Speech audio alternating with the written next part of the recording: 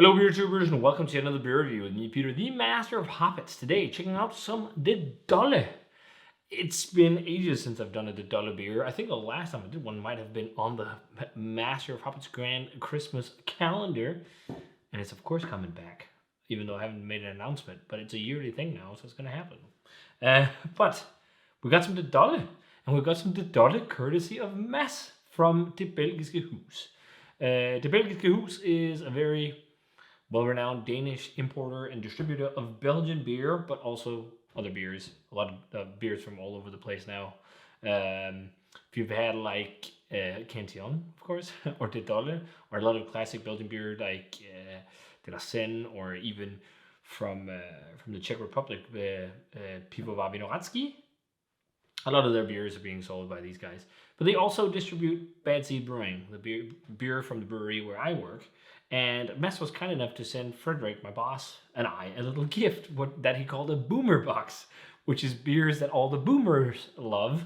And it was a little box of a mixed selection of De Dolle beers and a De Dolle glass. And this, I can't remember the name of the glass. It's got a weird name. I think it's Italian. Mikler used to use this back in the day, and I think Hill Farms did, and there's a few different brewers that has used this, but it's quite a unique design, and it's a huge goblet actually. I think it fits like almost 0.4 if you pour it to the top. But yeah, so he sent that, so thanks a ton, Mess. So we have a few Dolle beers to go through. This one, which we're checking out today, the XL Pale Ale, and then some that I've already tried years ago, like Arabia. There's a vintage Stille Nacht bottle. There's the regular Arabia. I can't remember if I reviewed that. There's also the stout, and I'm also not sure that I've reviewed that. I definitely reviewed the Arabia Reserva.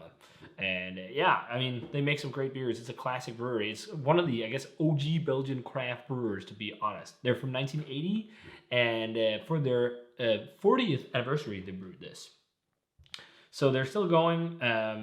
Husband and wife team, family-owned brewery. They're quite well known for making the Stille Nacht Reservas, and there's a few other Dolle TV Reserva.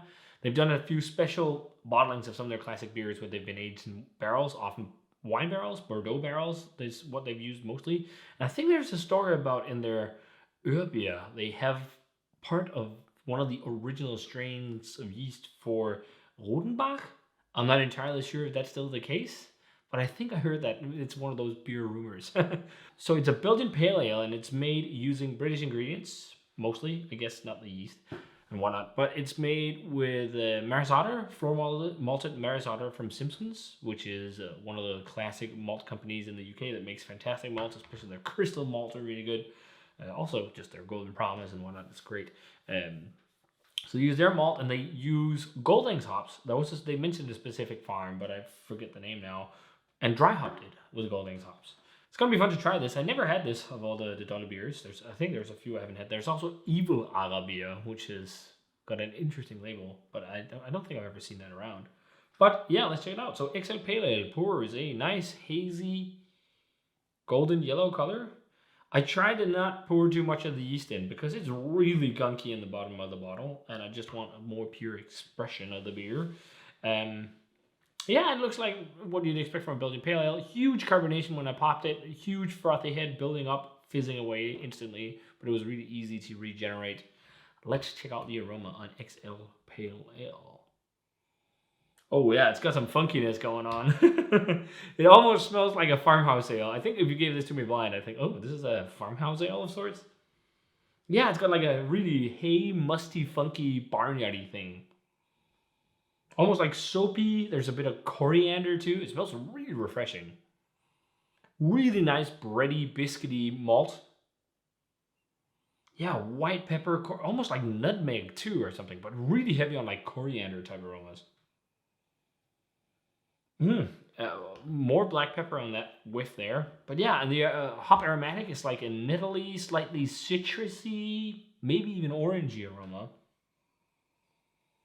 Oh, so quite lemony and grassy. It smells really refreshing. It smells like a Belgian pale ale, but with something more going on. But that's how it is with a lot of the Dolle beers. But let's try it. Cheers. Thanks a ton to Mess with the beer.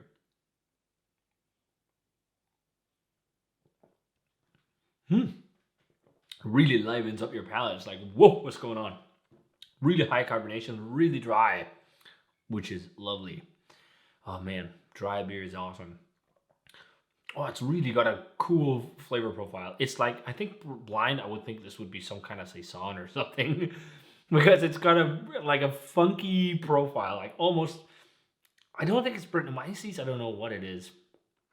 I think I would maybe think that if it was blind. I'm also getting like lots of stone fruit right now, like peaches and apricots and stuff. Very high carbonation.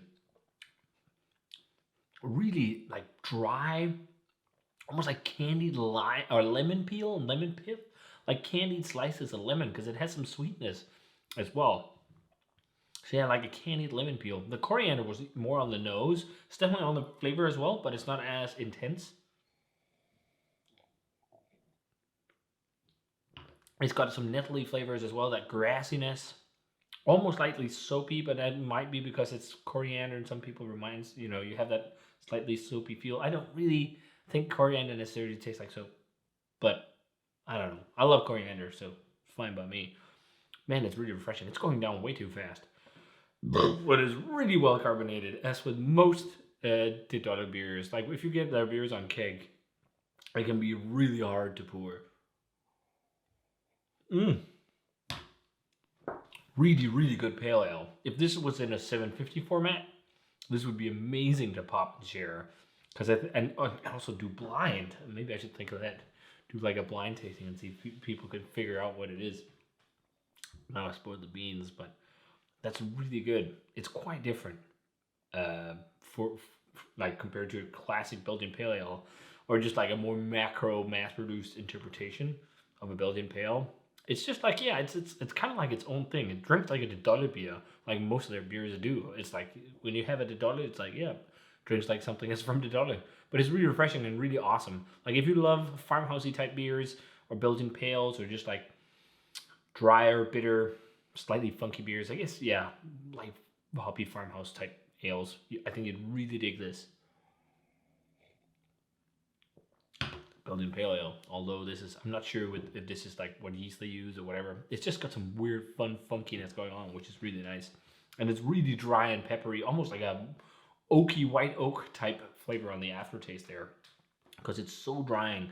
The bitterness is high, but it's not too much at all. Like it feels like 30 some IBUs, maybe 40.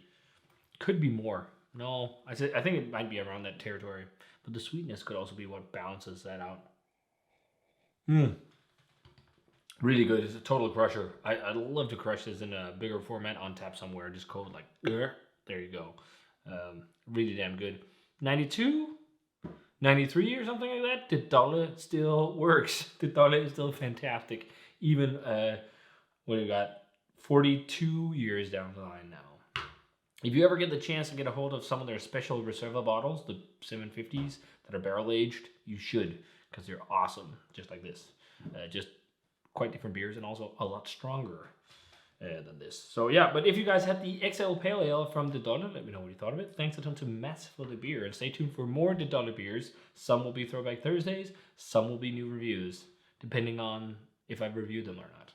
But yeah, if you guys had the XL Pale, let me know. As always, remember to comment, subscribe, check out the Facebook fan page and Twitter and Instagram, and give this video a thumbs up if you enjoyed it.